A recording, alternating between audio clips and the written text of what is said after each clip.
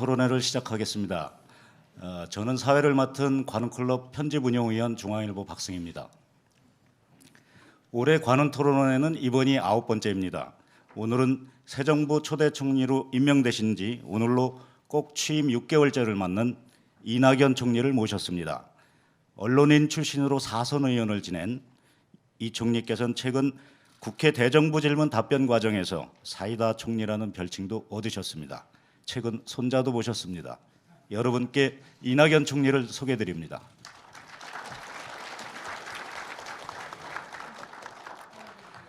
오늘 토론회의 패널들을 소개드리겠습니다. 편의상 제일 오른쪽부터 소개하겠습니다. 한국일보의 이영태 정책사회부장입니다. 서울신문의 전경하 정책뉴스부장입니다. MBC 김소영 사회일부장입니다. 조선일보 정로경 논설위원입니다.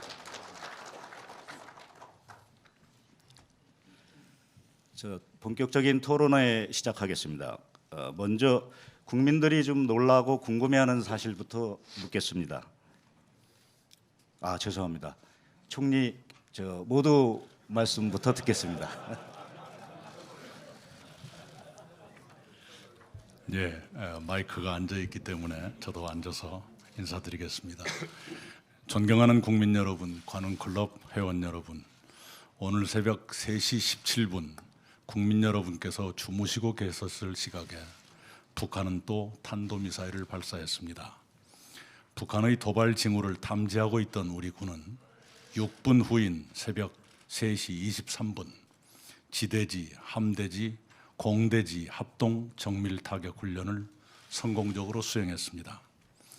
북한은 김정은 집권 이후 6년 동안 41회, 올해 15회 문재인 정부 들어 9회째 미사일 도발을 자행했습니다. 그러나 정부는 굳건한 한미동맹의 바탕 위에서 북한의 도발에 대한 응징의 의지와 능력을 확고히 내보이고 있습니다. 정부는 국제사회와 함께 북한에 대한 제재와 압박을 최대한으로 강화하면서 우리 경제와 평창올림픽이 영향을 받지 않도록 상황을 관리하고 있습니다. 지진의 고통을 겪으시는 포항시민 여러분께 힘내시라는 말씀을 드리고 싶습니다. 전국에서 자원봉사자와 성금이 줄을 잇고 정부도 최선을 다하고 있습니다. 포항은 외롭지 않다는 사실을 기억해 주시기 바랍니다. 길거리나 쪽방에서 추위를 견디시는 분, 실업과 빚에 허덕이시는 분들을 포함해서 절망에 빠지신 모든 분들께 위로의 마음을 전합니다. 정부가 여러분과 함께 하겠습니다. 작년 겨울부터 올해 봄까지 6개월 동안 계속된 촛불혁명으로 문재인 정부가 출범하고 200일이 지났습니다. 부족한 제가 국무총리에 부임한 지도 6개월이 됐습니다. 지금 대한민국은 많이 변화하고 있습니다. 가장 큰 변화는 신뢰의 회복이라고 생각합니다. 국가에 대한 국민의 신뢰가 회복되고 있습니다. 그것이 문재인 정부의 새로운 국가 운영에 대한 신뢰와 기대로 표현되고 있습니다. 무거운 현안이었던 몇 가지 국내 갈등이 해결됐거나 되고 있는 것도 정부에 대한 국민의 신뢰와 기대에 힘입은 바 큽니다. 대외적으로도 미국, 중국, 일본, 러시아 같은 주요 국가들과의 신뢰가 회복되고 있습니다. 정지됐거나 파손됐던 외교관계가 복원되고 있습니다. 아세안 등 신흥 경제권과의 외교 및 경제협력 다변화도 본격화됐습니다. 경제에서는 성장률이 다시 높아지고 있습니다. 수출과 설비 투자가 늘고 아직 불충분하지만 소비 심리가 되살아나고 있습니다. 주가는 기록적으로 오르고 있습니다. 소득 격차의 완화와 노동자의 삶의 질 향상, 청년과 여성의 취업 증가는 이제부터 정부가 본격적으로 추진할 과제입니다. 출산율 제고와 고령화 대처도 마찬가지입니다. 새로운 길에는 기대와 불안이 따르게 마련입니다. 이제까지 익숙했던 방식으로 국가가 운영돼야만 안심하겠다는 일부 국민도 계신다는 것을 저희들은 잘 알고 있습니다. 그러나 기존의 국가 운영 방식은 성공한 것도 있지만 실패한 것도 있습니다. 시대의 새로운 요구에 부응하기 어렵게 된 것도 있습니다. 정부는 익숙한 방식의 성공과 실패를 성찰하면서 그것이 시대의 요구에 부응할 수 있는지를 따지고 있습니다. 그래서 성공은 이어가고 실패는 바로 잡으며 새로운 방식, 시대의 요구에 부응하는 방식을 도입하려 하고 있습니다. 어떤 생각을 갖고 계시느냐에 관계없이 국민과 소통하고 국민을 통합하면서 정부의 책무를 겸손하게 그러나 흔들림 없이 수행해 나가겠습니다. 그렇게 함으로써 대한민국을 나라다운 나라로 발전시키겠습니다. 국민 여러분의 협력과 동참을 호소드립니다. 관훈클럽 회원을 비롯한 언론인 여러분의 이해와 협조를 부탁드립니다. 감사합니다.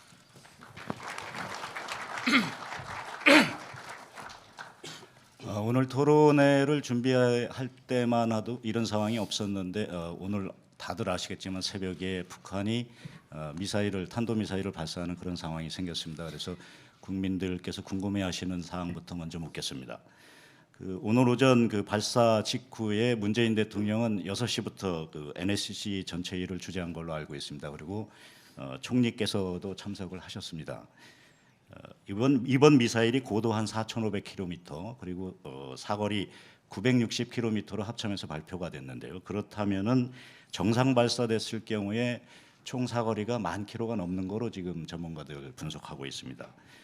정부는 그러면 이 북한의 ICBM 기술이 오늘로 완성 단계라고 그렇게 판단하시는지 그 말씀 여쭤보고 싶고요. 하나 더 북한이 오늘 새벽 3시에 미사일을 발사했는데요. 공교롭게도 미국 시간으로는 땡스기빙 데이입니다. 그래서 트럼프가 땡스기빙 데이 성명을 발표할 때인데 이 새벽에 발사한 게 미국을 염두에 뒀기 때문이라는 분석도 있는데 정부가 파악하고 있는 미사일 발사 의도나 배경은 무엇입니까?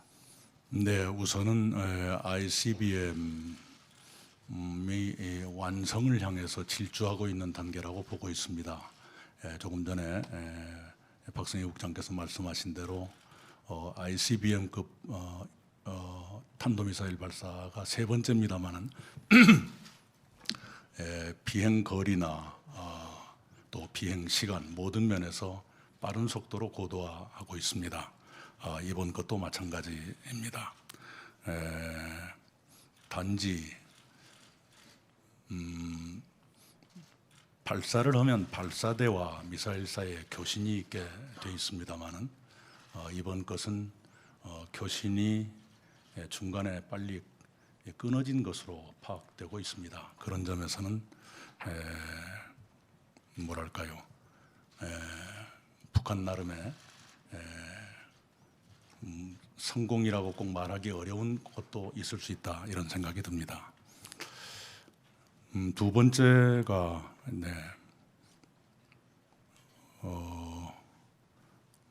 제가 미사일 때문에 거의 잠을 못 잤습니다. 어떤 거였죠? 두 번째 질문은 북한이 이번에 의도. 새벽 3시 네, 의도. 우선은 북한 나름으로는 굉장히 교묘한 또는 지혜로운 선택을 하지 않았나 생각합니다. 아까 말씀하셨던 대로 비행거리가 미국 동부까지 도달할 정도에 이르렀다는 것을 충분히 과시하면서 동시에 방향을 괌이나 하와이 쪽으로 하지 않고 또 탄착 지점도 일본 열도를 넘어가지 않게 스가루 해협에 떨어뜨린 것은 북한의 핵미사일 능력은 충분히 과시하면서 동시에 의도로서는 국제사회를 좀 많이 자극하지 않겠다는 판단을 하지 않았는가 싶고요. 기본적으로 이 시기에 미사일을 발사한 것은 우선 트럼프 대통령이 테러 지원국으로 재지정했고 그 북한의 여러 가지 신호에 아무런 응답이 없는 데 대한 반발도 있을 거고 또 북한이 핵과 미사일 능력을 이만큼 갖고 있다는 걸 과시함으로써 어떤 다른 태도를 유도하려는 그런 등등의 의도가 있지 않는가 생각을 합니다. 그렇다면 북한이 미국을 위협할 의도보다는 정치적 목적으로 좀 기술이나 이런 부분들을 과시하려는 의도라고 그럽니다. 핵 보유국 지위를 인정받고 좀 더 높은 위상에서 미국을 비롯한 국제사회와 상대하겠다 그것은 오래전부터 가졌던 의도라고 생각합니다. 그 ICBM 기술이 아직은 완성 단계로 판단하는 거 아니고 완성 단계로 가는 거의 마지막 단계 이렇게 판단하시는 네, 건가요? 완성으로 질주하고 있다 이렇게 보고요. 북한 스스로도 지난번에 완성됐다까지는 아니고 그 비슷한 조금 약간의 유보적인 표현을 쓴 바가 있습니다만은 그 단계에서 좀 더 진척이 된 것 아닌가 생각을 합니다. 근데 문제는 미국의 대응인 것 같습니다. 지금 보면은 우선 대통령께서도 NSC 회의에서 대륙간을 넘나드는 북한의 탄도미사일이 완성된다면 상황이 걷잡을 수 없이 악화될 수 있다. 미국이 선제 타격을 염두에 두는 상황을 막아야 한다. 이런 발언을 하셨습니다. 네. 근데 공교롭게도 도널드 트럼프 미국 대통령이 오늘 미사일 발사 직후에 백악관 기자들을 만나서 백악관 기자들에게 우리가 다뤄야 할 상황이다. 그리고 우리가 처리하겠다. 이렇게 말했습니다. 이제 이 부분 맞물려서 생각해 본다면은 우리 국민들이 가장 지금 우려하는 상황은 미국 정부가 북한의 ICBM에 대응해서 북한을 직접 상대하는 국면입니다. 그래서 정부는 실제로 미국이 북한을 선제 타격할 수 있다고 판단하시는 건지, 그리고 혹시 그렇다면 그걸 막기 위한 정부 차원의 대책은 준비되고 있는지 한번 말씀해 주십시오. 여러 가지 옵션 중에 하나로서는 군사적 옵션이 포함되어 있는 것은 분명한 사실입니다. 그러나 아까 말씀하신 그 정도의 실행까지 갈 것인가에 대해서는 고려해야 될 요소가 미국으로서도 있을 것이다 이렇게 보고 있고요. 그리고 결정적인 행동을 취할 때는 한국과 협의하지 않을 수 없을 것이다 이렇게 보고, 그것은 최근에 트럼프 대통령이 서울에 오셨을 적에도 본인이 직접 확인하신 바가 있습니다. 저는 우리 정부의 대응 관련해서 두 가지를 여쭙고 싶은데요. 우선 정부 발표를 보면 그 북한의 발사 및 징후를 사전에 알았다고 했습니다. 그리고 또 총리님께서 말씀하셨듯이 북한 ICBM 발사 직후에 우리 군이 그 미사일 합동 훈련을 실시한 걸 봐도 사전에 알았던 것 같습니다. 우선 언제 어떻게 이런 판단을 내릴 수 있었는지 그게 궁금하고요. 그리고 이번 북한의 미사일 도발이 문재인 정부 들었으면 여러 차례, 아까 9차례로 말씀하셨는데 핵까지 포함하면 11차례 정도 되는 것 같은데, 북한의 도발이 계속되는 이런 상황에서 우리 정부가 좀 앞으로 취할 수 있는 대책은 어떤 게 있는지, 특히 우리 지금 문재인 정부는 북한과의 대화를 강조하고 있는 상황인데 이런 정부의 대북 접근법이 좀 바뀌어야 할 필요성이 있는 것 아니냐는 그런 지적에 대해서는 어떻게 생각하시는지 좀 말씀해 주시죠. 우선은 꽤 오래 전부터 북한 스스로가 뭔가를 하겠다는 발표를 해왔었죠. 이번에는 예고된 발사였다 이렇게 보는 게 정확할 겁니다. 구체적으로 임박했다는 건 2, 3일 전부터 한미가 정보를 공유하고 있었습니다. 이번에 조금 전에 모두 말씀에서 제가 여러분께 보고드린 바와 같이 북한이 미사일을 쏘았던 것이 3시 17분이고 우리가 세 가지의 대응 타격 훈련을 동시에 한 것이 3시 23분, 6분 차이가 나는데요. 그것은 이미 준비하고 있었다는 뜻 아니겠습니까? 특히 지대지 미사일뿐만 아니라 함대지, 공대지까지 했다는 얘기는, 함대지는 그 함정이 바다에 떠 있었다는 얘기가 될 것이고요. 공대지는 그 항공기가 하늘에 떠 있었다는 얘기가 되지 않겠습니까? 그건 이미 알고 준비하고 있었다는 뜻이고, 그리고 도발이 있으면 즉각 대응하라는 백지위임이 돼 있었다 이렇게 볼 수 있겠습니다. 그 다음에 두 번째가 정부의 대책입니다. 현 단계에서 대화를 기대한다는 건 대단히 그 가능성이 좁아지고 있다고 생각합니다. 물론 북한이 핵과 미사일을 포기하고 대화에 나오겠다 그러면 당연히 대화를 해야 되겠지만 현재 흐름으로 봐서는 그럴 가능성은 높아 보이지 않습니다. 더구나 미사일 도발을 점점 강화하고 고도화하고 있는 그런 상황에서 대화를 선택한다는 건 현실적이지 않다고 봅니다. 지금으로서는 제가 모두 발언에서 말씀드린 바와 같이 국제사회와 긴밀히 공조하면서 최대한의 제재와 압박을 함께 나갈 것입니다. 그리고 어쩌면 필요한 만큼의 독자적 대북 제재도 검토할 만하다고 생각합니다. 이 필요한 만큼의 독자적 대북 제재 말씀을 하셨는데 그 어떤 방안들이 있을 수 있을까요? 독자적 대북 제재 관련해서 우리 정부가 취할 수 있는. 예를 들면 이미 조금 선보인 바가 있습니다만 미국이 취하고 있는 독자적 대북 제재가 있습니다. 그 중에서 우리가 선택적으로 공조를 한다든가 하는 방법이 있을 수 있고요. 주로 경제적인 제재나 압박, 또 다른 것도 있을지 모르겠습니다. 이번에 그걸 발표합니까? 아니면은 추가 도발을 있을 때 한다는 겁니까? 그것은 좀 상황을 보십시다. 만약에 어떤 조치를 취한다 그러면 즉각 공개될 것으로 생각합니다. 우리 정부가 먼저 대화에 나서지 않겠다라고 말씀하신 거는 우리 정부의 기조가 좀 바뀐 거다 이렇게 볼 수 있는 건가요? 그렇지는 않고요. 현 상황에서 대화를 얘기한다는 건 현실적이지 않다. 그 입장은 예전에도 그렇고 지금도 그렇습니다.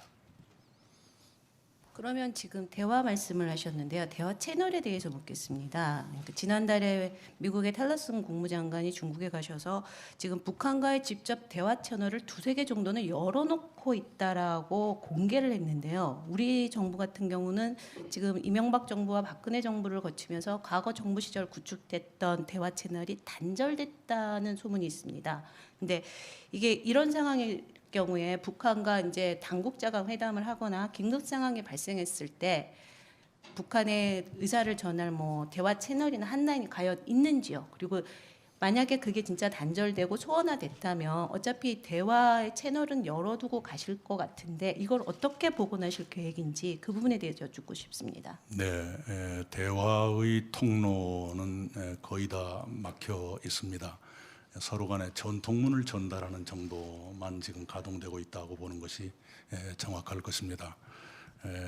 대화가 만약에 실현될 수 있다면 남북 당국 간 대화가 가장 바람직하겠지요만 당장 그게 어렵다 그러면 민간이나 경제 쪽에서의 대화 그리고 거의 불씨가 잘 안 보이지만 아직은 조금 남아있는 옛날의 채널 같은 것을 활용할 수도 있을 것이다. 어렴풋하게 그렇게 생각합니다. 궁금해하는 사안에다가 좀 민감한 문제라서 추가 질문을 드리겠습니다. 그 대통령이 NSC 회의에서 그 미국이 선제 타격을 염두에 두는 상황을 막아야 한다 이런 발언을 하신 거로 지금 공개가 되어 있습니다. 이 발언은 문 대통령 입에서 아마 그 선제 타격 염두에 두는 상황을 막아야 된다 이 발언이 나온 건 제가 들어보지 못한 것 같은데 이런 발언하신 특별한 이유나 배경은 있습니까? 네, 미사일의 고도화를 보면서 북한을 향해서 경고 내지는 충고를 하고 있는 것이다. 저는 그렇게 해석을 합니다. 이런 상황이 올지도 모르니까 북한이 잘 판단해 주기 바란다. 그런 뜻을 내포하고 있지 않나 생각합니다. 총리님 혹시 그 실제로 미국에서 북한의 선제 타격 가능성이 높기 때문에 대통령께서 그런 말씀을 하신 건 아닌지 그것도 혹시 궁금합니다. 미국 동부까지를 겨냥할 수 있다는 능력을 오늘 과시를 했는데요. 그것이 가져올 위험성에 대해서 북한이 인식했으면 좋겠다라는 뜻이라고 저는 생각합니다. 이쯤에서 그 한중 관계에 대해서도 질문을 드려야 될 것 같은데요. 어제 중국 정부가 그 자국민의 한국 단체 관광을 8개월 만에 부분적으로 제한을 해제하게 됐습니다만은 그 요즘 세 종로의 가장 뜨거운 화제는 아무래도 중국과의 산불이 아닌가 싶습니다. 그 강경화 장관이 최근 국감에서 산불을 언급한 이후에 한중 협의 결과가 나왔고 정부는 관련해서 사드 문제가 봉인됐다라고 밝혔습니다.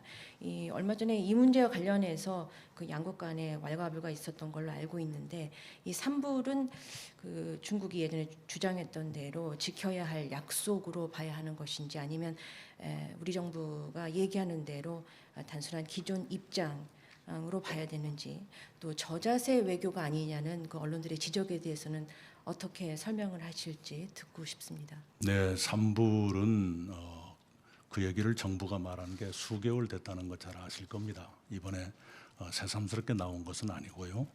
단지 한중 관계를 복원이랄까 봉합이랄까 하는데 필요한 것이어서 그걸 재확인한 것이다 이렇게 보고 있습니다. 저자세냐 고자세냐 하는 것 저는 꼭 그렇게 볼 일은 아니라고 보고요. 필요한 정도의 일을 하고 있다 이렇게 생각을 합니다. 미국과 중국이 서로 다른 전략적 이해관계를 가지고 있는 상태에서 우리 한국이 핵을 가지려 하는 북한과 상대하고 있습니다. 이런 상황에서 어떤 정부든 선택폭은 대단히 제한적일 것이다 이렇게 생각을 합니다. 그런 제한적인 범위 안에서 정부로서는 최선을 다하고 있다 이렇게 답을 드리겠습니다.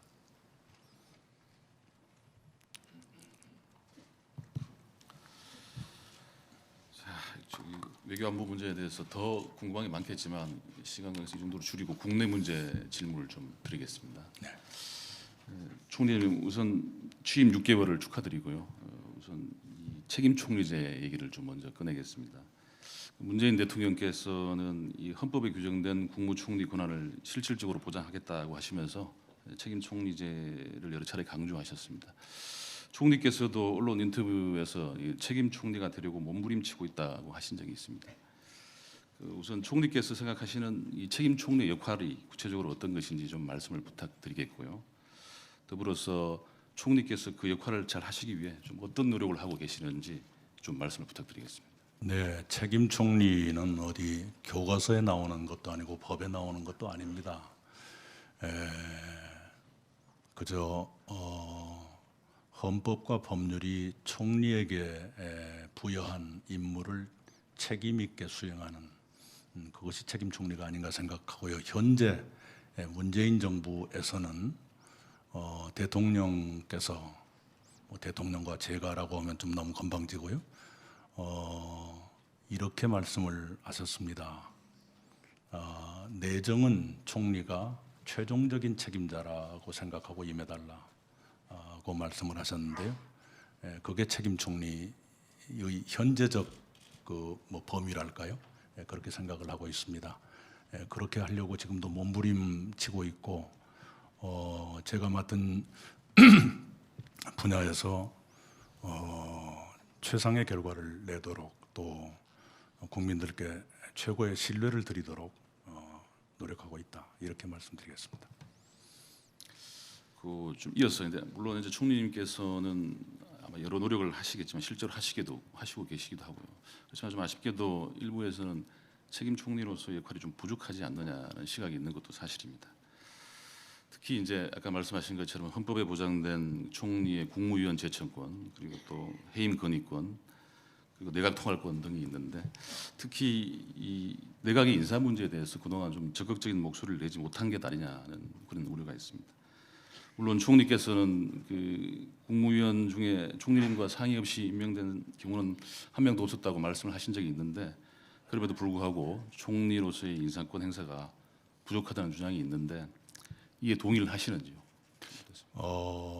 헌법은 공무원의 임면권을 대통령이 갖는 것으로 규정하고 있습니다.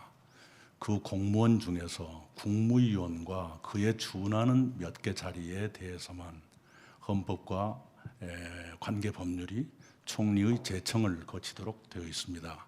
이 뜻을 종합적으로 해석하면 정부의 구성은 대통령이 최종적으로 하되 중요한 몇 개 자리는 총리와 의미 있는 협의를 하라 그런 뜻으로 해석을 합니다. 총리가 제청하지 않으면 아무것도 못한다든가 총리가 하자는 대로 해야 된다든가 그 정도의 의미는 아닐 거라 생각합니다. 만약 그렇다면 대통령 중심제가 아니겠지요. 그리고 현재까지의 내각 구성에서 거듭 말씀드리지만 협의되지 않은 장관급 임명은 없었습니다. 단수여건 복수여건 협의 과정을 반드시 거쳤고요. 그리고 제가 천거했던 분 중에 검증 과정에서 탈락한 사람도 있었고요. 그 다음에 해임 건의권을 왜 행사하지 않느냐라고 하는데 6개월 사이에 해임할 사람이 그렇게 있었습니까? 단지 낙마한 경우는 예외 없이 제 의견을 전달했다. 이것은 분명합니다. 그럼 내각 구성을 말씀하셨으니까 그 지금의 내각 구성을 보면요, 시민단체 출신 분들이 다른 정권에 비해서 좀 많은 것도 사실입니다. 그리고 지금 청와대 비서실 안에도 학생 운동권 출신이 많아서 편향성이 있다는 지적이 있고요. 그래서 그 결과 지금 기업이나 야당에서는 자기들의 목소리나 입장을 전달할 창구가 좀 부족하다라고들 지적을 하는데요. 여기에 대해서는 총리님은 어떻게 생각하시는지요? 네. 인사권자가 경험을 공유했던 사람을 선택하는 경향이 있죠. 예를 들면 총리실의 고위직 가운데는 기자 출신이 많습니다. 그런다고 그래서 이러는데 무슨 지장이 있거나 그렇지는 않습니다. 더구나 지금은 큰 변화가 요구되는 시기이기 때문에 새로운 사고방식을 가진 사람이 요소에 있는 것이 나쁘지 않을 것이다, 이렇게 보고 있습니다. 단지 이제 경제계라든가 이런 쪽에 목소리가 전달되지 않는다라는 것은 그 사람들이 시민사회 출신이어서라기보다는 소통의 노력이 좀 더 필요하다, 이렇게 봐야 되지 않겠나 생각합니다. 네, 적폐청산에 대해서 좀 여쭤보겠습니다. 지금 적폐청산 작업이 전방위적으로 진행이 되고 있습니다. 상당수 정부 부처가 관련 위원회를 구성을 하고 있고요. 박근혜 정부는 물론이고 이명박 정부로까지 지금 칼날이 향하고 있습니다. 야당에서는 이게 정치보복이다, 한풀이다, 이런 지금 반발을 하고 있는데 이거 어떻게 생각하시는지, 과연 적폐청산하고 정치보복을 가르는 그런 기준이 뭐라고 보시는지 궁금합니다. 예, 우선은요, 지금 벌어지고 있는, 그리고 언론들이 즐겨 다루는 굵직한 수사가 크게 보면 두 가지일 겁니다. 국정농단 사태에서 파급된 여러 가지 수사들이 한 줄기가 있고요. 또 하나는 이른바 댓글 사건이 이명박 정부 때 벌어진 일들입니다. 그런데 국정농단 이건 댓글 사건이건 문재인 정부가 기획했던 게 아니지 않습니까? 국정농단은 작년 탄핵 이전부터 이미 드러나 있던 것이고 그 수사 과정이 아직도 진행되고 있다, 이렇게 보는 것이 정당할 것이고요.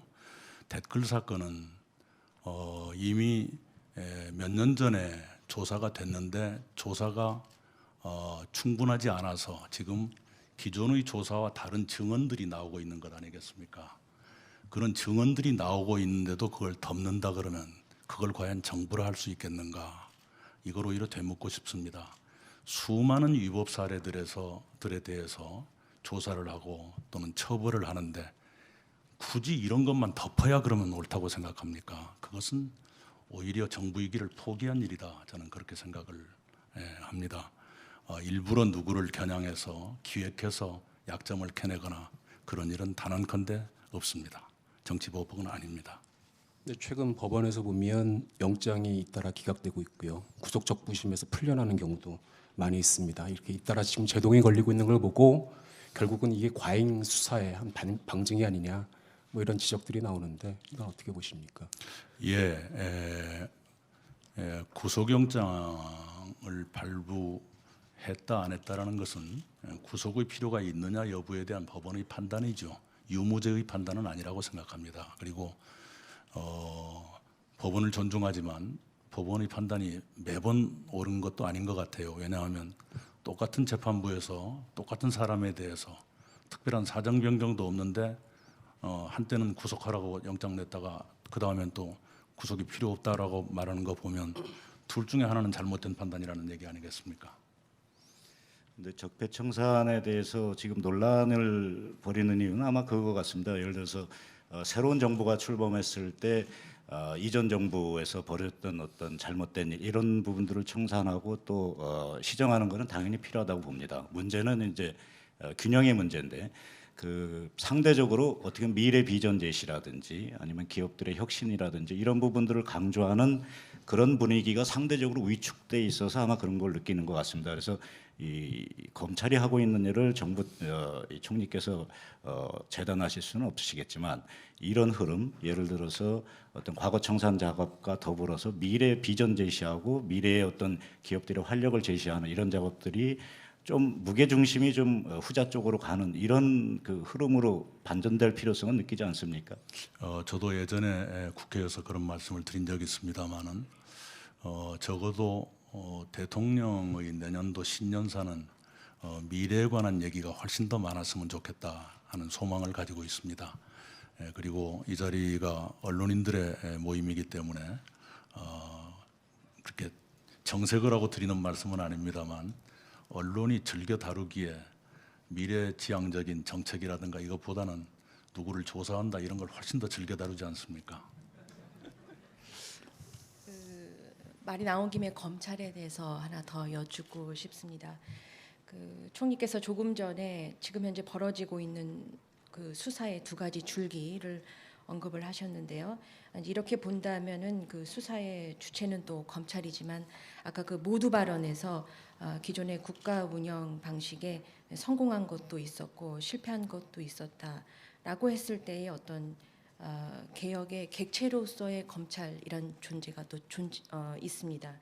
그 일전에 그 공수처 신설과 관련해서 이 공수처 신설이 검찰 개혁의 그 해법이 된다고 보시는지 일단 궁금한데 이 부분에 관해서 그 총리께서는 그 공수처 설치는 그 대통령의 선거 공약이고 그 국민이 그 약속을 보고 선택한 것이기 때문에 왈가왈부할 사안을 뛰어넘는다라고 말씀하셨는데 총리님 본인의 생각을 이 자리에서 좀 듣고 싶고요.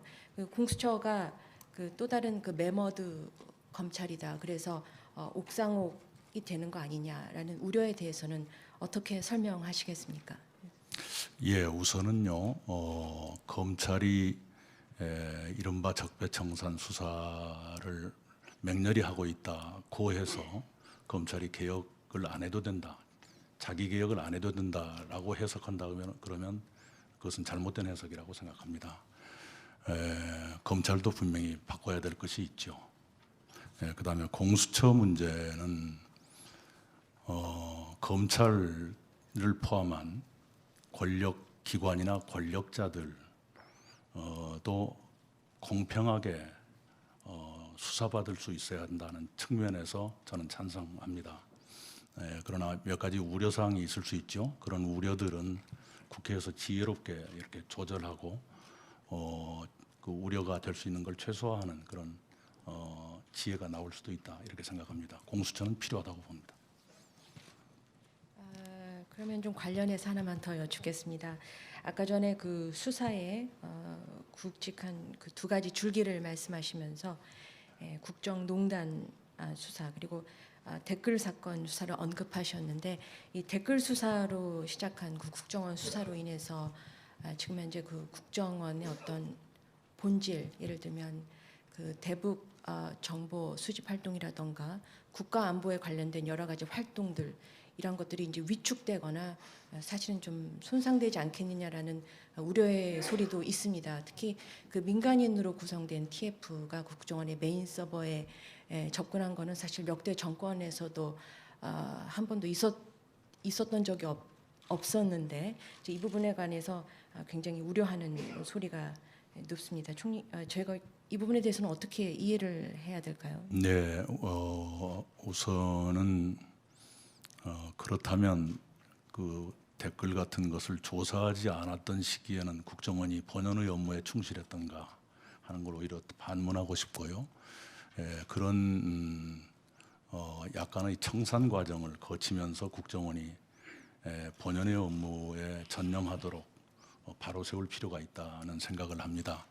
동시에 이런 과정이 지나치게 길어져서 국정원 사람들의 피로가 누적된다든가 하는 것은 지혜롭게 피할 필요도 있다. 그래서 어느 단계까지 와 있는지 하는 건 제가 자세히는 모르겠습니다만은 어떤 시점 같은 것을 나름대로 정해서 지나치게 장기화되는 것은 피하는 게 좋겠다 이런 생각을 갖습니다.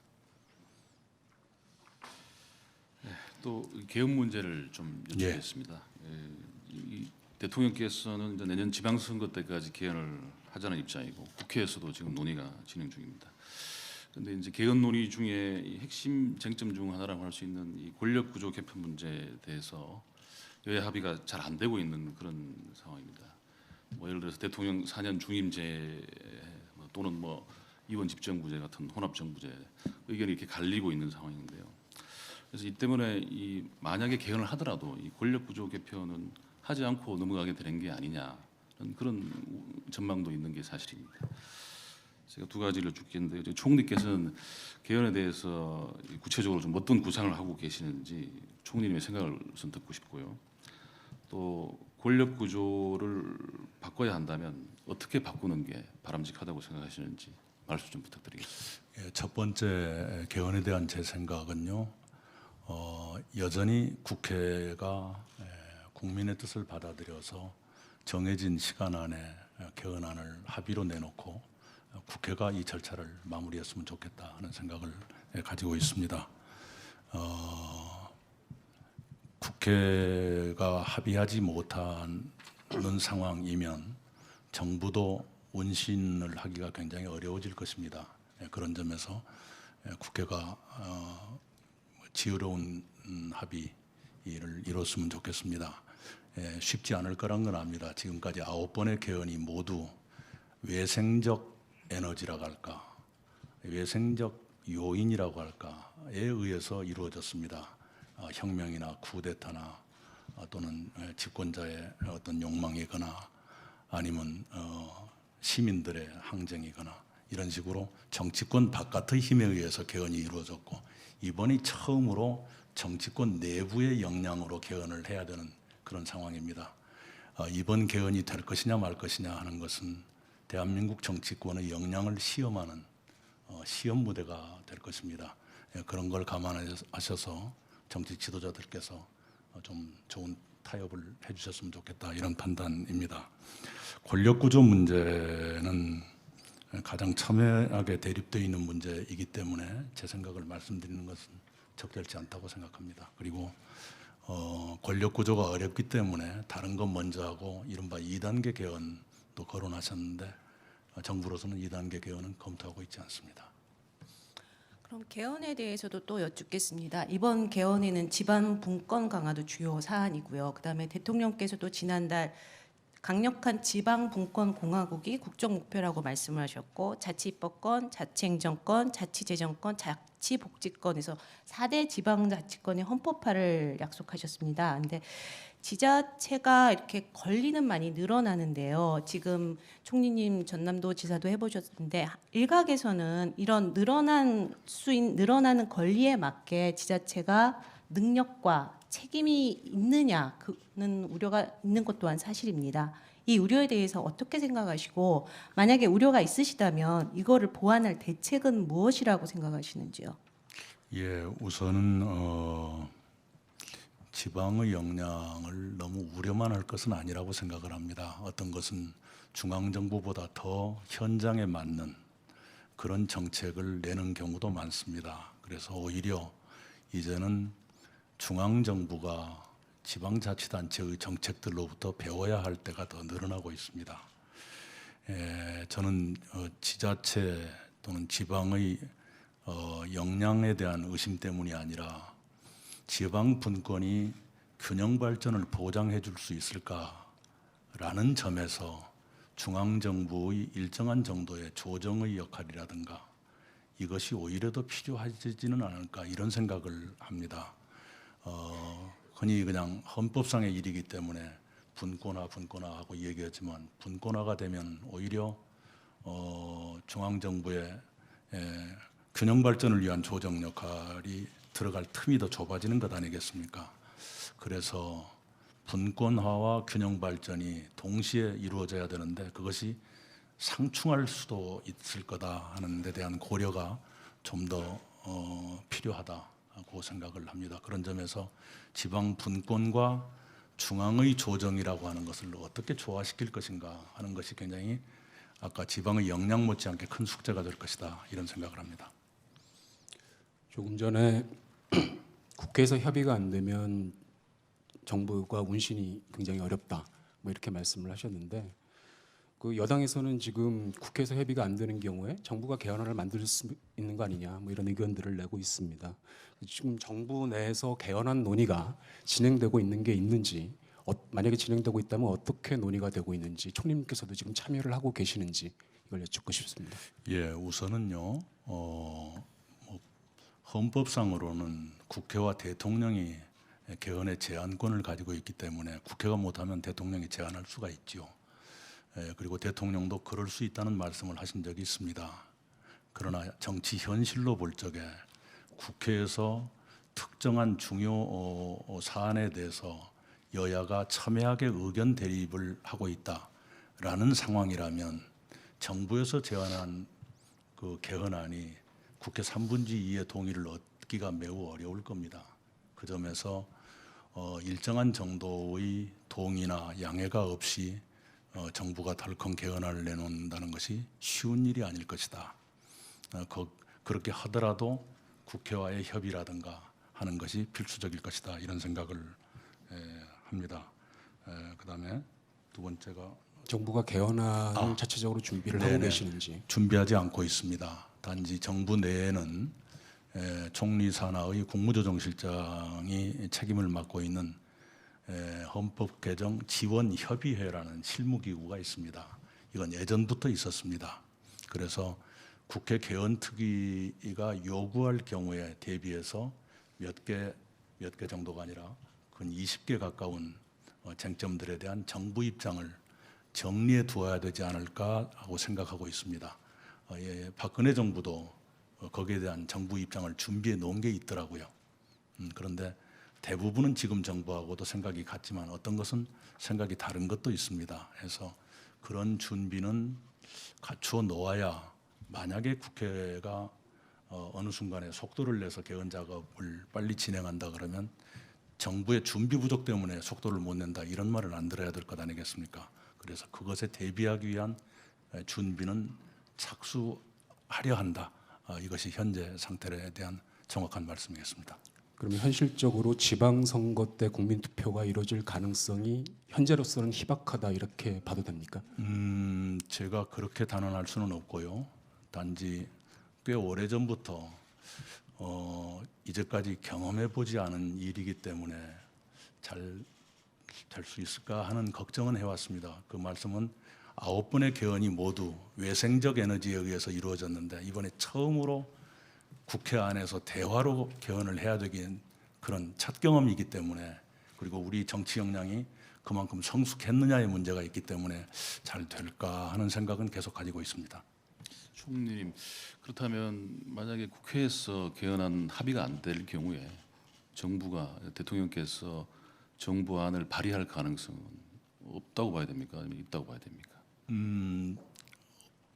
어느 경우나 국회와의 최소한의 대화라도 필요할 것이다. 이렇게 봅니다. 그래서 내지 말라 그러는데 억지로 내서 과연 어떻게 될 것인가.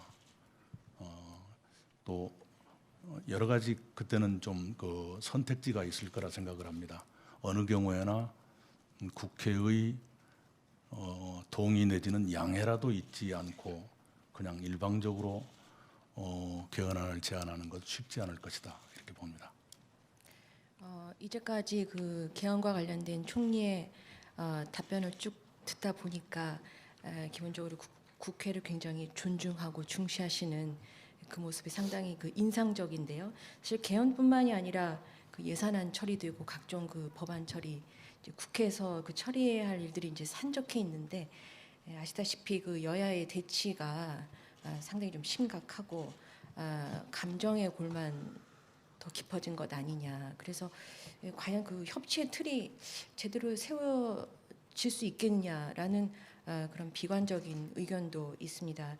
그러니까 여야의 어떤 공통 분모를 좀 확대시키기 위해서 총리께서 하실 수 있는 일이 있을 것 같은데 그런 노력을 하시고 계신지 듣고 싶습니다. 네, 일상적인 뭐 여야 간 협치라고 말할 정도까지는 아닌 것 같고요.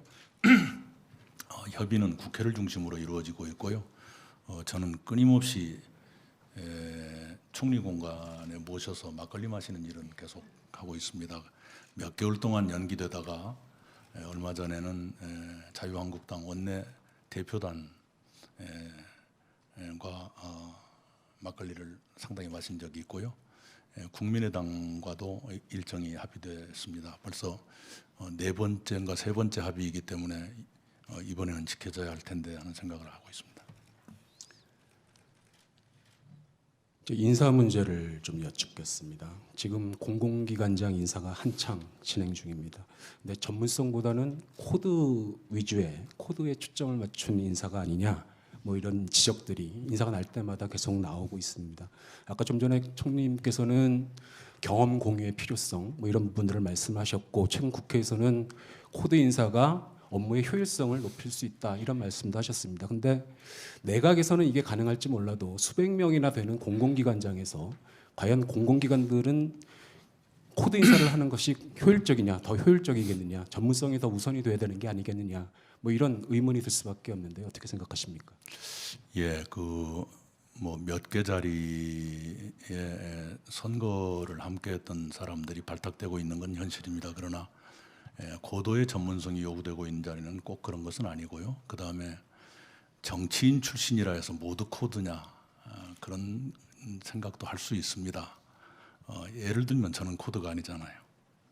네, 그리고 공공기관장도 국회의원 출신이 가는 경우가 있습니다만 그분들이 모두 캠프에 합류했던 그런 사람들은 아닙니다. 그리고 아마도 상임위 활동 등을 통해서 상당한 정도의 기본적인 감각은 갖고 있는 분들이 발탁되는 것으로 이렇게 알고 있습니다.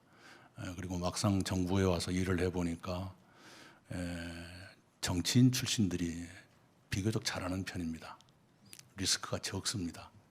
관리 능력이나 소통 능력이나 또는 그런 감각에서 괜찮다는 생각을 제가 지난 6개월 동안 하고 있습니다. 다른 분야보다는 좀 더 안심하고 맡길 수 있는 사람들 중에 정치인 출신도 포함될 수 있다, 이렇게 봅니다. 이 질문에서 궁금해서 좀 여쭤보는데 지금 이 정부에서 대통령과 총리 두 분께서 국정을 따로 이렇게 상의하거나 논의하실 수 있는 그런 이제 채널 같은 게 있습니까? 예를 들어서 뭐 과거 정부 같은 경우는 이제 뭐 주례 그 회동이라든지 이런 게 있었는데, 그리고 그런 자리에서 혹시 있었으면은 이 헌법재판소장 국회 동의안 가지고 그 논란도 있고 그랬는데 이런 인사 문제가 논의된 적이 있습니까? 예, 주례회동은 매주 월요일 점심을 먹고 있습니다. 대통령께서 외국에 나가신다거나 제가 외국에 나간다거나 그런 특별한 경우 빼고는 거의 빠짐없이 하고 있고, 월요일이 어려우면 화요일에라도 이렇게 만나서 얘기를 합니다. 이번 주에도 월요일에 대통령께서 연가를 얻으셨기 때문에 화요일 어제 점심을 함께 했습니다. 인사 문제는 페이퍼 위에는 거의 올라가지 않습니다만은 제가 대통령의 의중을 좀 탐색하고 싶다든가 또는 저의 의견을 말씀드리고 싶다 할든가 할 때에는 준비된 서면에 없는 얘기도 이렇게 꺼냅니다. 구체적인 예를 들면 당사자들이 기분이 안 좋으실 테니까 말하기 어렵습니다만은 대체로 언론이 큰 문제로 다루는 그런 일이 있을 때 그 책임자의 진퇴까지도 세간의 관심이 되는 상황이라면 여쭙곤 합니다. 뭐 예를 안 드는 게 좋겠습니다. 네. 보통 주례회동을 하면 7, 8에서 10개 항 정도 그 주에 가장 뜨거운 문제들 이런 것들을 보고드리고 상의를 합니다. 예를 들면 이번 주라면 세월호 또는 AI 또 미군 부대의 화학물질 검출 이런 문제라든가 평창올림픽 진행 상황이라든가 이런 것들은 그때그때 말씀을 드리고 안 좋은 일도 말씀드리고 좋은 일도 말씀드리고 그렇게 합니다. 분위기를 좀 살짝 바꿔서요. 그 총리께서는 굉장히 그 현장을 중시하시고 현장에 자주 가셔서 그 현장의 목소리를 경청하시는 걸로 잘 알려져 있는데, 저도 이제 가정주부라서 상당히 좀 관심이 높습니다만 그 김영란법에 대해서 여쭤보지 않을 수가 없습니다. 그 김영란법의 개정의 필요성을 수차례 강조하셨는데 아시다시피 그 권익위에서 보류가 됐습니다. 그래서 그 내년 설 전에 그 선물 상한액을 농축수산품에 한해서 그 상향 조정하겠다고 하신 걸 굉장히 여러 번 읽었는데, 이 권익위의 결정을 존중하시겠지만 그래도 총리께서는 여전히 개정이 필요하다고 보시는지, 그리고 이 부분이 만약에 시간이 필요한 문제다라고 생각하신다면 그거는 다시 개정을 추진하겠다라고 해석을 해도 되는 건지요? 예, 우선은 어제 그저께였죠. 권익위원회에 상정된 안이 충분히 보도되지 않은 것 같더라고요. 첫째는 3512, 355로 바뀌었습니다. 경조사비가 5만 원으로 더 강화됐는데 그건 어느 언론도 취급을 않더라고요. 네, 그것이 좀 왜 그랬을까 싶고요. 그리고 단지 농축수산물, 꽃을 포함한 농축수산물만 예외로 한다. 그 대신에 경조사비는 10만 원에서 5만 원으로 내린다. 오히려 더 강화한다. 이런 내용이었습니다. 그런데 아슬아슬하게 부결됐죠. 권익위원회도 국회처럼 일사부재리가 원칙이 있기 때문에 똑같은 안건을 재상정할 수는 없습니다. 언론들 보면 재상정할 건가 이렇게 썼던데 재상정은 안 됩니다. 수정안을 낼 수는 있습니다. 그래서 설명이 부족했다면 좀 더 설명도 해드리고 좀 더 우려하는 분들이 이해하실 만한 수정안을 내서 재상정할 준비를 갖추고 있는 것으로 알고 있습니다. 공교롭게도 권익위원장이 국회에 계셨고 부위원장 겸 사무총장이 공석입니다. 일주일 전에 임기가 끝나서 비어 있는데 그런 상황이 이번 일을 이렇게 좀 모양이 좋지 않게 만든 배경 중에 하나였습니다만 그게 무슨 큰 문제라는 뜻은 아닙니다. 제가 생각하기에는 권익위원들과 충분히 소통을 하고 또 그분들이 동의하실 만한 수정안을 준비하는 게 좋겠다 이렇게 보고 실제로 권익위원회가 그런 준비를 하고 있을 겁니다. 근데 그럼- 네. 재상정을 준비하신다고 하셨는데요. 그럼 설 전에 총리님께서 말씀하신 대로 설 전에 청탁금지법의 개정안의 효과를 볼 수 있을까요? 예, 그것 또한 그 절차가 있기 때문에 어떻게 될 거다라는 말씀은 좀 뭐합니다만은 기왕에 농어민들께서 많이 기대하고 계시기 때문에 설 명절을 넘기는 것은 의미가 반감되는 것이다 이렇게 생각을 합니다. 아직도 가능성은 있다고 봅니다. 근데 권익위라는 의결 기구가 있는데 총리께서 너무 사전에 단언하신 게 아니냐. 그러니까 그 사전에 좀 충분한 조율과 소통이 좀 부족했던 거 아니냐. 네, 뭐 저도 그렇게 해서 국민들이 좀 생각- 혼선을 좀 네, 가졌을 텐데. 저도 그렇게 생각합니다. 제가 컨센서스라는 용어를 썼습니다만 정부, 당정 간, 당정청 간의 컨센서스는 있었습니다. 그것을 제가 좀 과장되게 표현했던 것이 사실입니다. 이해를 돕기 위해서 보충드리자면 그 이번에 그 부결된 게 이제 350을 이제 355로 조정하는 게 부결된 거고 농축산물은 예외로 하는 이 부분은 재상정하실 용의가 있다. 아닙니다. 그것이 분리가 안 되죠. 농축수산물 예외나 355나 이것이 한 덩어리입니다. 한 덩어리인데 355 플러스 농축수산물 10 이라는 덩어리가 부결됐으니까 뭔가 거기에 새로운 걸 붙인다거나 추가하거나 해서 수정안을 내야 되겠죠.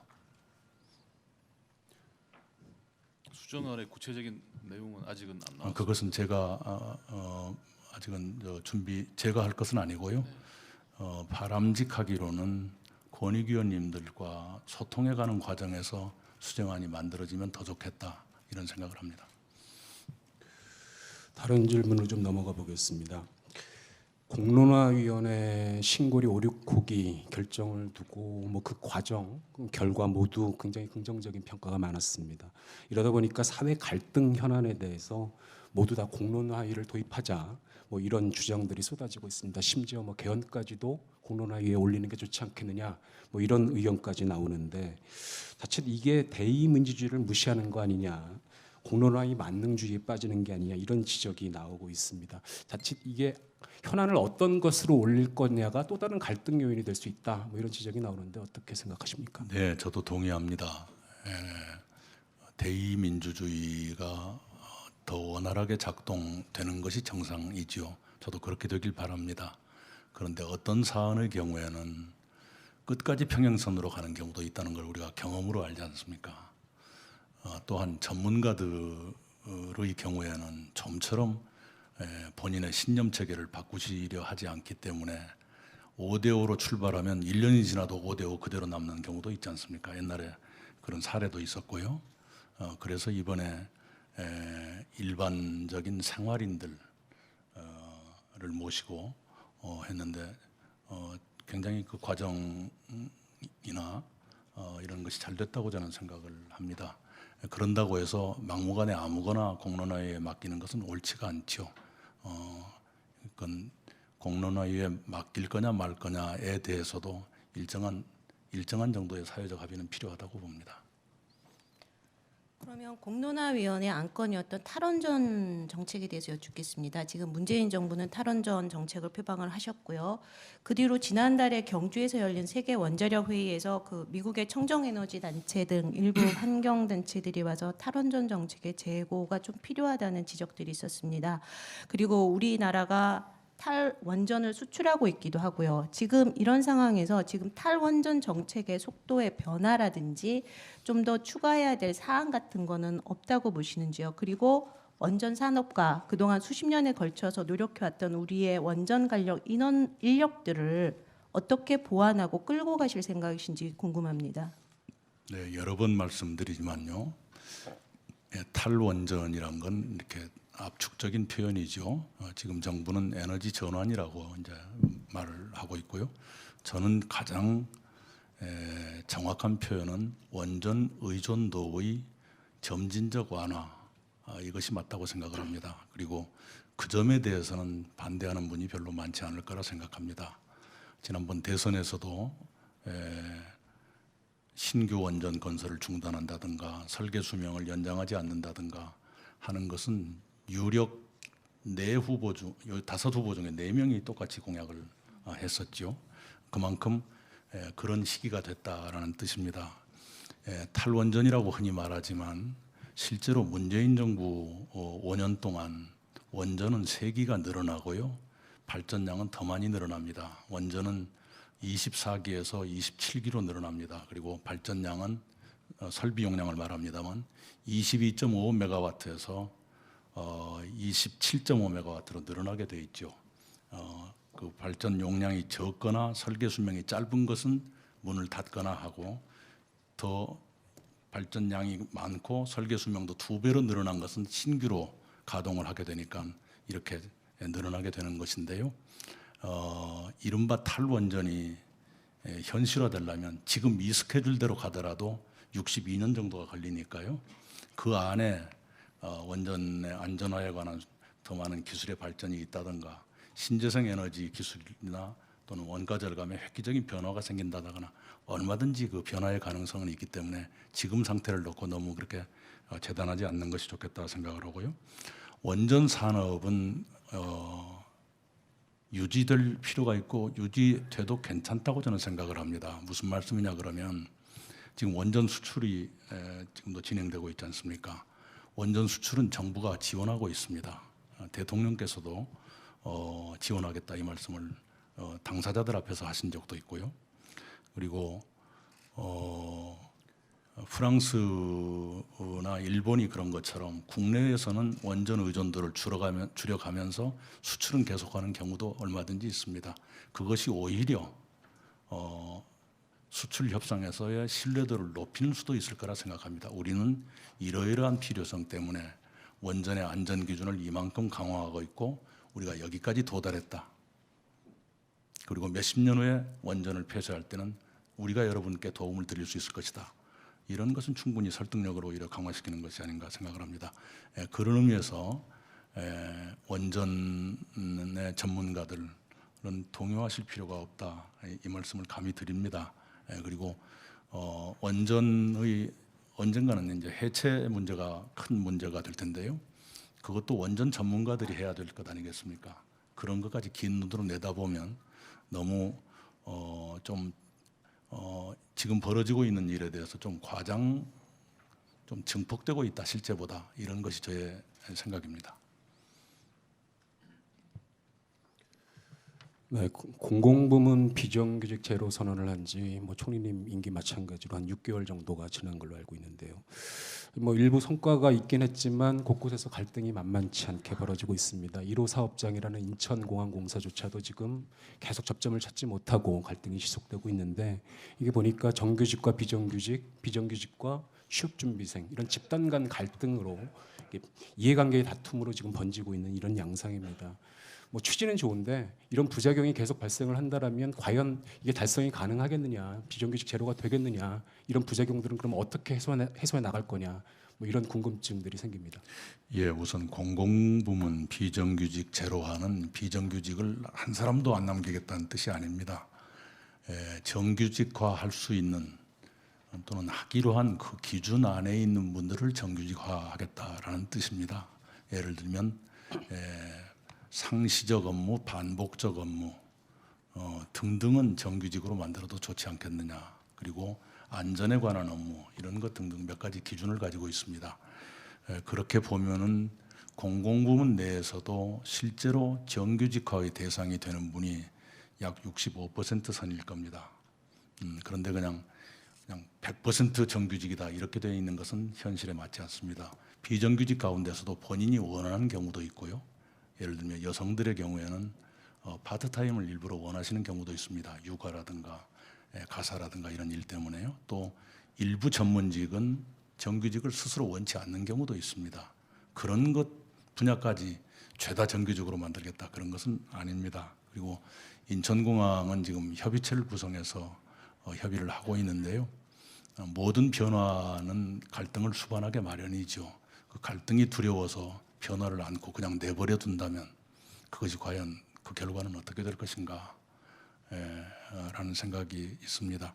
갈등 자체가 바람직한 것은 아니지만 바람직한 변화의 과정에서 불가피하게 생기는 갈등이라면 그걸 감수하고 관리하고 하는 데 지혜를 모으는 것이 더 낫지 않겠는가 이런 생각을 합니다. 지금 논란의 쟁점이 되고 있는 게 비정규직도 공정한 경쟁 채용을 통해서 입사를 하는 게 맞지 않느냐, 이렇게 정규직들이 주장을 하고 있고요. 그럼으로 인해서 취업 준비생들의 일자리를 지금 뺏고 있는 게 아니냐, 이런 것들이 주요 쟁점이 되고 있습니다. 이 부분에 대해서는 어떻게 보시나요? 이른바 역차별의 문제가 생길 수 있고요. 또는 역전의 문제가 생길 수도 있습니다. 그런 것은 정의로운 것은 아니죠. 그런 세세한 그 디테일에 대한 관리가 필요하다고 생각을 합니다. 그러면 비정규직에 의해서 최저임금에 대해서 여쭙겠습니다. 지금 이제 최저임금 적용을 한 시한이 다가오면서 재개의 반대가 점점 거세지고 있고요. 그다음에 고용노동부를 중심으로 최저임금 개편을 어떻게 하는지 연구 용역이 진행 중인 거로 압니다. 네, 일단 정부는 내년에 최저임금 인상에 따른 일자리 안정자금으로 3조 원의 예산을 편성하면서 내년 1년에 한해서 한시적으로 한다고 못을 박았는데요. 과연 한시적이 될 것이냐라는 의문이 많이 들고요. 그다음에 일각에서는 최저임금 지원을 이렇게 세금으로 지원하는 것이 바람직한 것이냐라는 비판도 있습니다. 어떻게 생각하시는지요? 예, 우선은 최저임금을 둘러싼 업계의 우려를 충분히 이해를 합니다. 아직 최저임금 시행 전에 해결해야 될 문제가 몇 개가 남아 있죠. 예를 들면 상공회의소 회장께서 제기하셨던 산입범위 문제, 이것은 시행 전에 빨리 정리가 돼야 할 사안입니다. 최저임금위원회가 논의를 하게 될 것이고, 노측이건 사측이건 어느 쪽이 제기하면 그 문제를 피해갈 재간은 없죠. 그런데 그 문제, 산입범위 문제 등을 최저임금위원회에만 맡기지 않고 정부도 나름의 입장을 가지려고 지금 준비를 하고 있습니다. 이 문제가 합리적으로 협의가 돼서 좋은 결과가 나왔으면 좋겠습니다. 그다음에 과연 한시적일 수 있겠느냐? 이 문제는 내년 이맘때의 우리 경제 상황, 또 업계의 감당 능력 이런 것들을 감안해야 될 것입니다. 그래서 내년에는 그러면 최저임금을 얼마나 올릴 것인가 하는 것도 그때의 경제 형편이나 우리 경제의 감당 역량을 봐가면서 정해야 될 것이고요. 그다음에 일자리 안정자금이 무한정 그대로 갈 수는 없죠. 그러나 분명한 것은 현재로서는 1년 한시다라는 건데 일단은 1년 뒤 상황을 미리 예단할 필요는 없다고 생각합니다. 현재로서는 일자리 안정자금은 한시적이다 이런 원칙을 가지고 가는 게 좋겠고요. 이게 바람직하냐라는 건데 사실은 인건비를 세금으로 보조하는 게 처음은 아닙니다. 예를 들면 청년 고용을 촉진하기 위해서 인건비를 보조한다든가 2+1도 있지 않습니까? 2명을 채용하면 3명분의 추가로 1명분의 무슨 월급을 도와준다든가 이것도 비슷한 것이죠. 네, 그래서 꼭 전례가 없다고 말할 수는 없습니다. 다만 과거에 비해서 최대 폭은 아니지만 비교적 큰 폭의 최저임금 인상이 있었기 때문에 중소기업들의 부담을 감안해서 흔치 않은 방법을 동원했다. 이거에 대한 이해를 바랍니다. 그럼 지금 최저임금 관련해서 산입 범위에 대해서는 정부 입장을 마련 중이라고 하셨고요. 그럼 최저임금 관련해서 재계의 입장 중에 하나가 업종별, 지역별 차등화도 있습니다. 이 부분은 어떻게 가져가실 생각이신지요? 그 문제도 뭐 피해갈 수는 없겠습니다만은 현재로서는 상여금을 최저임금에 넣을 것인가 하는 것이 가장 두드러진 쟁점이라고 생각합니다. 그런 문제들을 중심으로 해서 정부 입장이 마련되고 있다. 이렇게 말씀을 드리겠습니다. 그럼 업종별, 지역별은 아직은 검토 그렇게 대상이 비중 있게 고려하고 있지는 않습니다. 네. 그럼 경우에 따라서 산입 범위를 어떻게 하느냐에 따라서 올해보다 내년에 더 적게 받는 상황도 발생을 할 수 있을까요? 그런 것은 세밀하게 잘 관리를 해야 됩니다. 예를 들어서 인건비 보조 때문에 하급 직원이 상급 직원보다 더 월급이 많아진다든가 또는 내년이 올해보다 월급이 더 적어진다든가 이런 역전 현상은 생기지 않도록 세심한 관리가 필요하다고 생각합니다. 지금 말씀하신 그런 어떤 그 대책들, 보완책들은 시기적으로 그럼 언제쯤 윤곽이 드러날 수가 있겠습니까? 그렇게 많이 늦출 여유가 없지요. 많이 늦출 여유가 없습니다. 얼마 남지 않았다고 생각합니다. 총님, 그 공영방송 문제를 좀 여쭤보겠습니다. 이 공영방송이 지금 노조 파업 등 노사 갈등을 빚고 있는 상황이고요.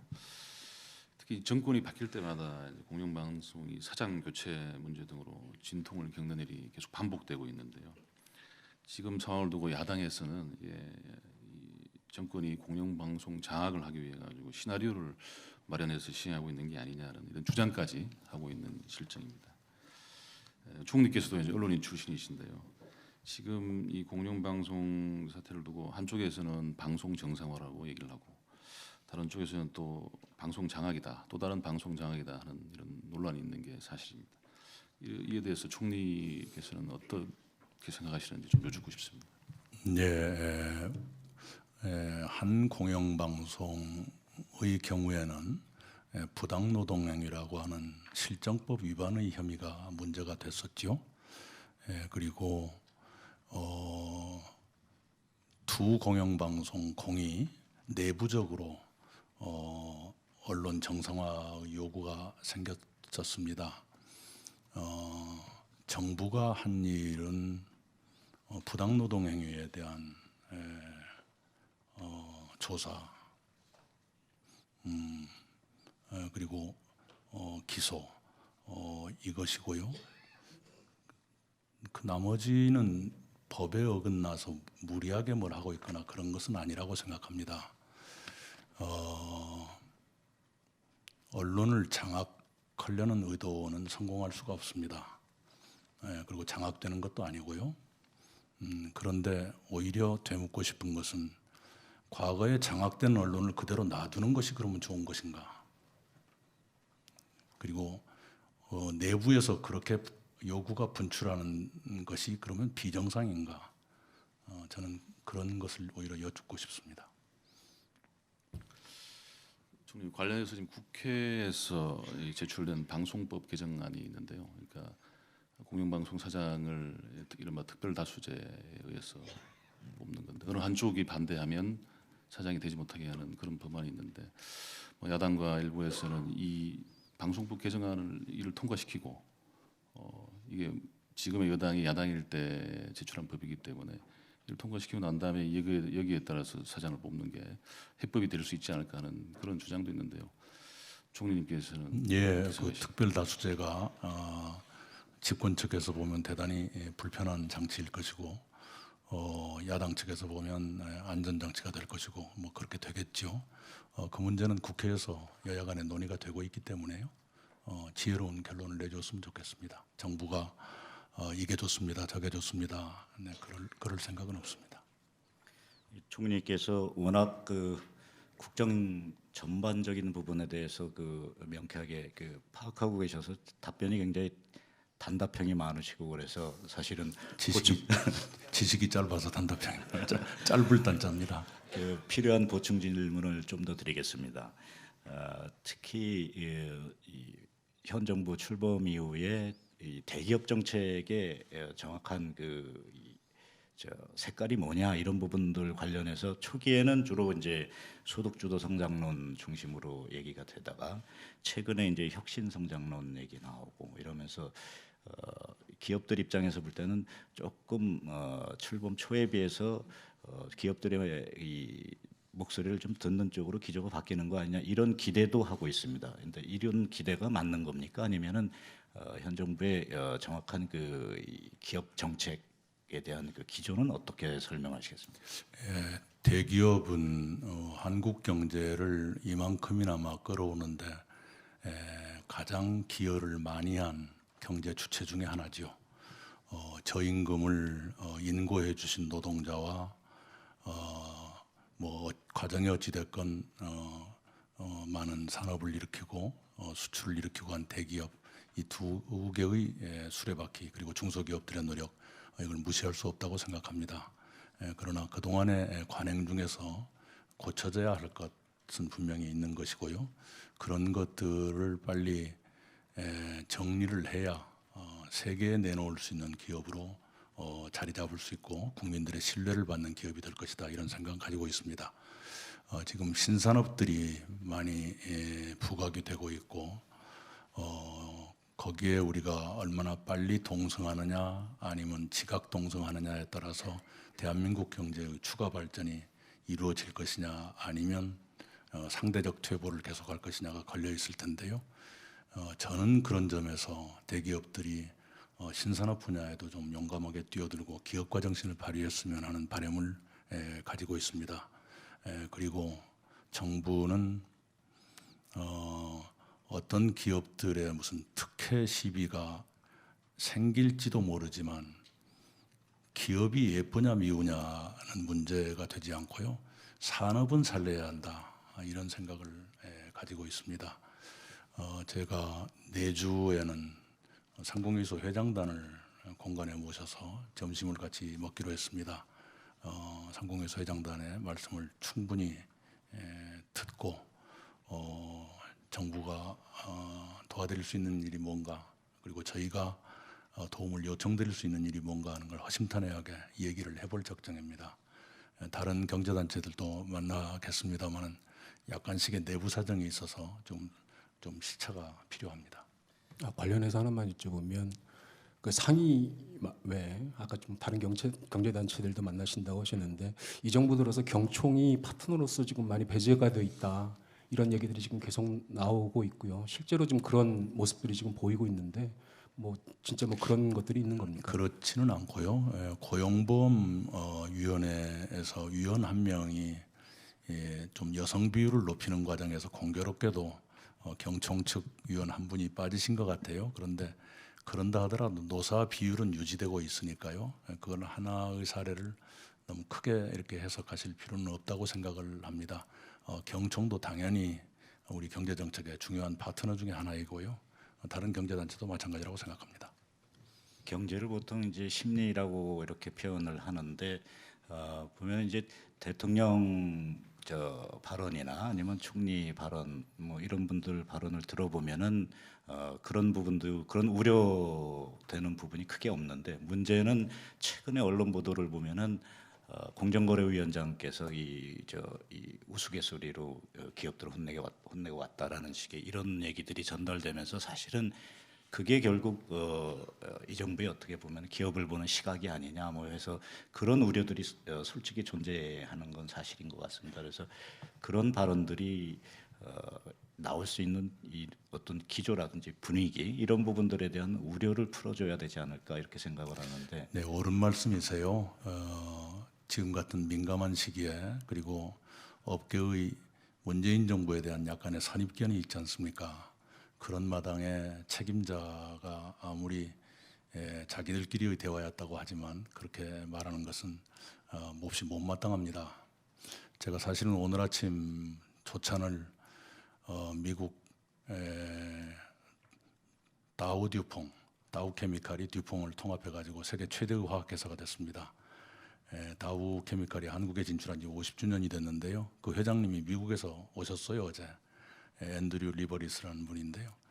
그분과 참 많은 얘기를 했습니다. 신산업이 어떻게 가야 되며 또 기업의 사회적 책임은 무엇이며 하는 얘기들을 많이 나눴는데 기회가 되면 그런 그 앞서가는 기업들과 우리 기업인들을 좀 만나게 해드린다든가 또는 우리 경제 관료들을 좀 만나게 해드린다든가 그런 걸 좀 하고 싶고요. 제가 1시간 10분 정도 말씀을 나눴는데 시간이 빨리 가는 게 아까울 정도로 굉장히 귀중한 얘기들을 많이 했고 참 많은 걸 배웠습니다. 역시 미국의 강점이라는 게 보통이 아니구나 이렇게 생각을 했고 내년도 경제 성장률 4%를 보더라고요. 미국의 경우. 미국이 4%라 그러면 우리 한국은 한참 더 분발해야 되지 않겠습니까? 앞으로도 경제인들께서 고쳐가야 할 건 분명히 있고 또 그동안의 불공정 행위들은 분명히 있었습니다. 기술 탈취라든가 인력 탈취라든가 그런 것은 안 되죠. 그러나 기업가 정신을 가지고 새로운 산업에 도전한다든가 주력 산업을 키워나간다든가 이런 노력은 정부가 지원해야 한다고 생각합니다. 아까 말씀드린 대로 그것은 기업에 대한 특혜가 아니라 산업의 육성이라고 봐야 되거든요. 그런 노력을 계속할 겁니다.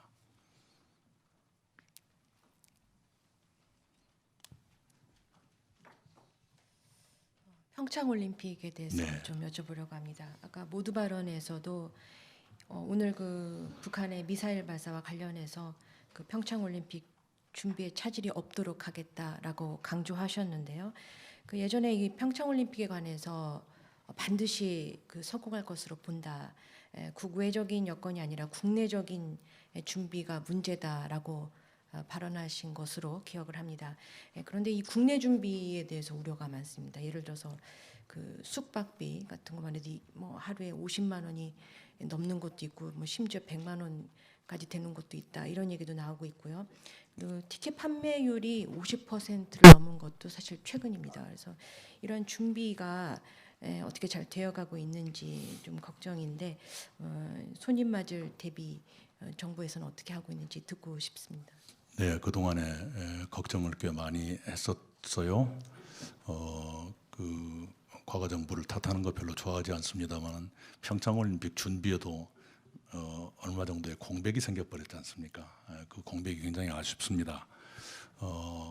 걱정을 했었는데 걱정보다는 조금 더 상황이 호전되고 있다 이 말씀은 드립니다. 우선 입장권 판매율이 드디어 50%를 넘어서서 어제 기준으로 52%를 넘어갔습니다.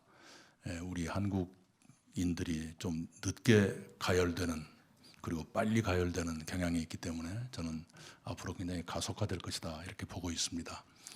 또 한 가지는 후원금과 기부금이 목표가 1조 원이었는데 목표를 초과 달성했습니다. 국내에서요.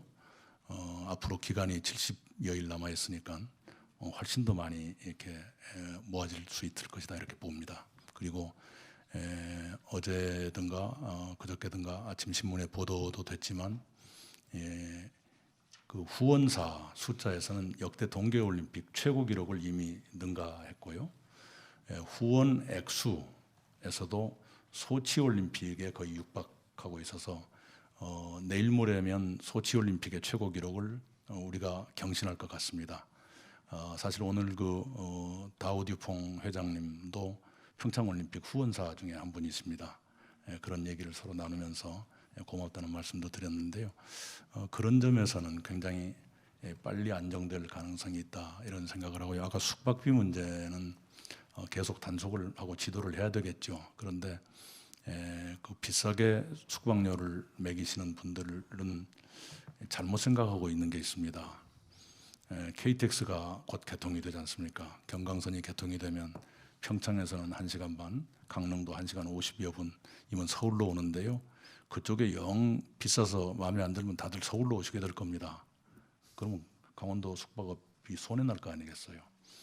그리고 인터넷에 그 요금들이 전부 뜨게 돼 있거든요. 그래서 그 호텔들의 평판에 두고두고 영향을 줄 수도 있다. 이런 말씀을 드립니다. 사실 제가 제일 걱정하는 것은 입장식, 개막식입니다. 네, 우선 이게 천장이 없는 운동장이어서 평균 그 동네가 영하 8도, 그 2월 초예요. 2월 초 밤 8시, 9시 그때가 영하 8도, 체감 온도가 영하 14도인데 이걸 어떻게 할 것인가 하는 것이 하나의 걱정이고요.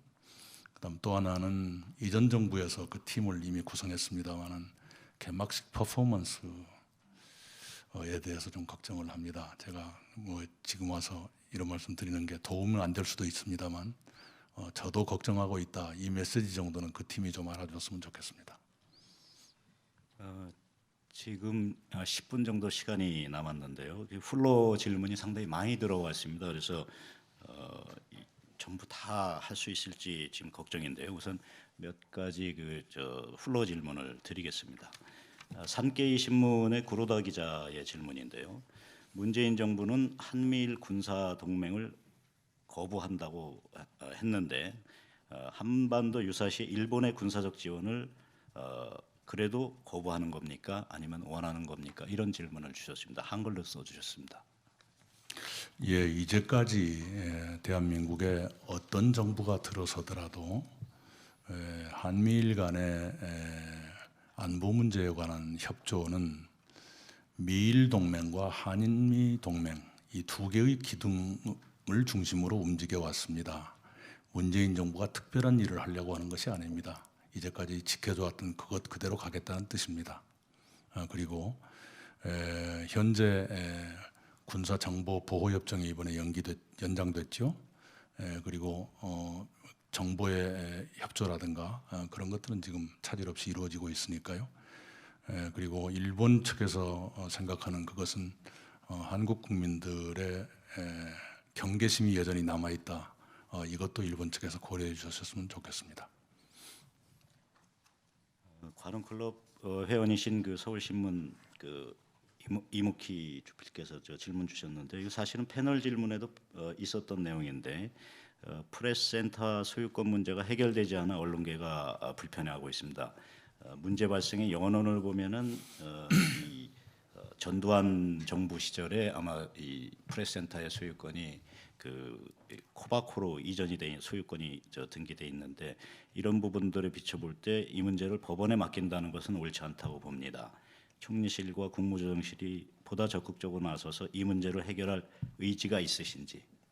지금 문광부와 기재부가 협의를 하고 있습니다. 언론인 여러분께서 어떤 걱정을 하고 계시는지 알고 있고요. 그동안에 이 문제를 깨끗이 해결할 수 있는 기회가 있었는데 해결하지 못했던 선배들에 대해서 좀 아쉬움을 가지고 있습니다. 그러나 지난 날이 그렇다 하더라도 그거 핑계만 대고 아무것도 안 할 수는 없는 것 아니겠습니까? 이 문제는 우리 프레스센터에 들어와 계시는 언론 단체들이 어느 날 쫓겨난다든가 또 이 건물 이름이 언론단체들이 입주하기에 조금 자존심 상하는 이름으로 바뀐다거나 그런 일은 피해야 되지 않겠는가 하는 기본선을 가지고 문광부와 기재부가 협의하고 있다. 여기까지 말씀드리겠습니다. 최근에 아마 그 언론 보도를 보고 질문을 주신 것 같은데 그 익명의 플로어 질문지인데요. 이번에 그 혹시 그 성탄절 때 그 특사를 준비하시는지 그 특사 사면 대상에 혹시 이석기 한상균 씨가 포함되는 건지 이런 질문 주셨습니다. 성탄절 특사에 대해서는 아직까지 제가 보고를 받은 적이 없어서 잘 모르겠습니다. 심지어 누가 포함되느냐 여부는 들어본 적이 없습니다. 그 관훈클럽 회원이신 이규진 의원님께서 질문을 주셨는데 취임 때 총리께서는 모든 공직자는 촛불 정신의 도구가 되어야 한다는 말씀을 하신 걸로 알고 있습니다. 이 촛불 정신의 내용은 무엇인지 거기에 대해서 어떻게? 네, 촛불 정신은 나라다운 나라를 만들어 달라는 것으로 압축될 수 있다고 생각합니다. 이것이 나라냐라는 그 절망적인 함성, 통렬한 항의 이걸 잊어서는 안 된다고 생각합니다.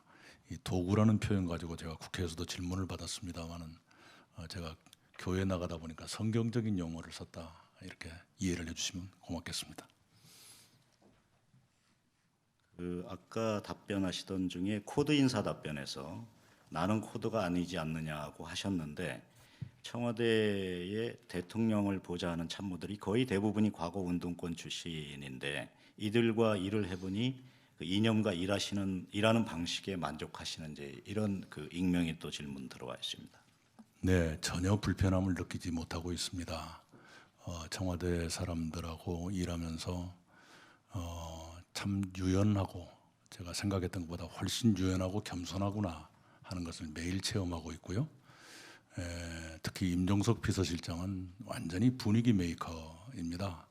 어떤 분위기든 부드럽게 만들고 좀 유머러스하게 만들고 하는 아주 그 노력도 하고 그런 재주가 있는 분이어서 참 제가 좋아합니다. 일하는데 아무 지장이 없습니다.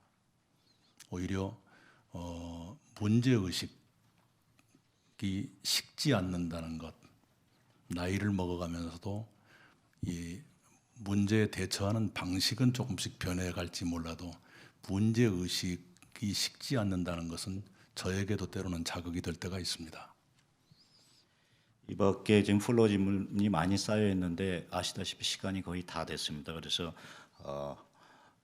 이 질문은 이 플로어 질문에도 포함되어 있지만 여러분들이 좀 궁금해하는 사안인 것 같습니다. 최근 그 국회 대정부 질문 답변 이후에 팬들이 많이 늘어난 걸로 알고 있습니다. 그래서 제가 한번 찾아보니까 트위터의 팔로워가 갑자기 올해 들어서 5만 명 넘어서 거의 6만 명 가까이 되던데요. 이낙연 차기 대권 주사설에 대해서 들어보신 적이 있습니까? 예, 무슨 답변 한번 근사하게 했다고 대통령 되고 그런 세상은 아닐 겁니다. 제가 생각하지 않고 있고요. 총리 업무를 하는 것도 굉장히 숨차다. 이런 말씀으로 대신하겠습니다.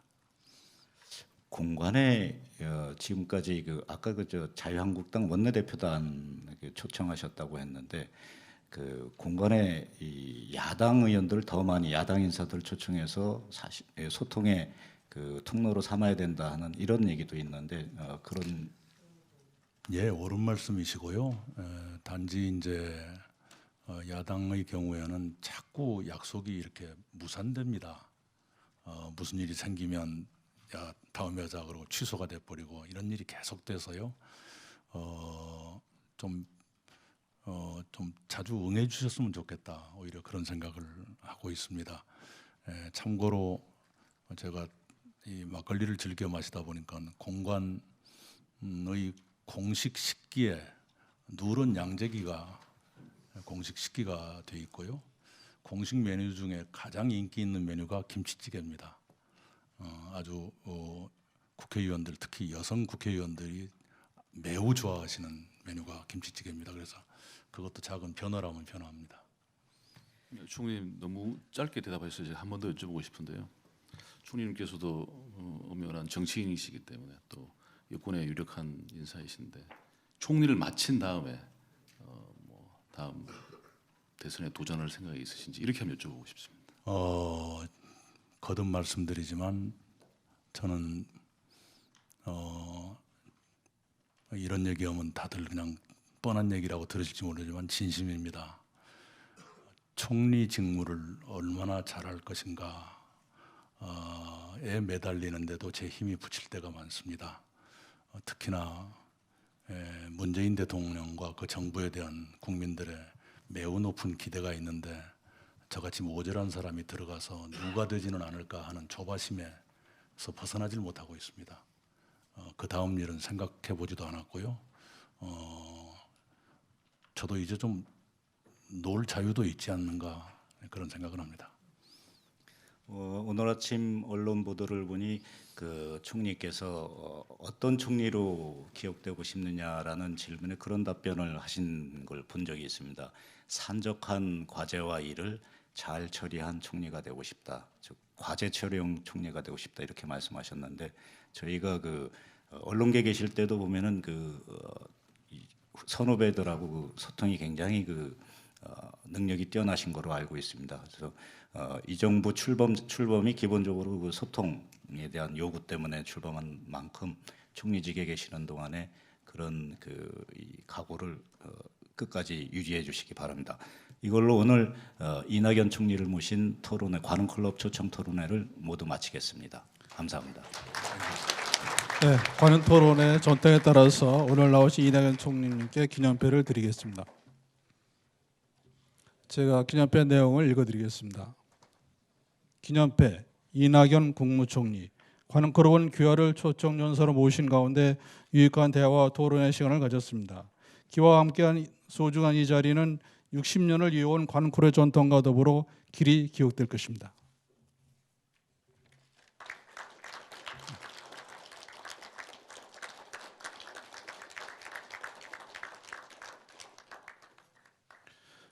오늘 관훈 토론에 오신 여러분께 다시 한번 감사의 말씀을 드리며 이 시간 이후의 일정을 말씀드리겠습니다. 저희는 관훈클럽에서 오늘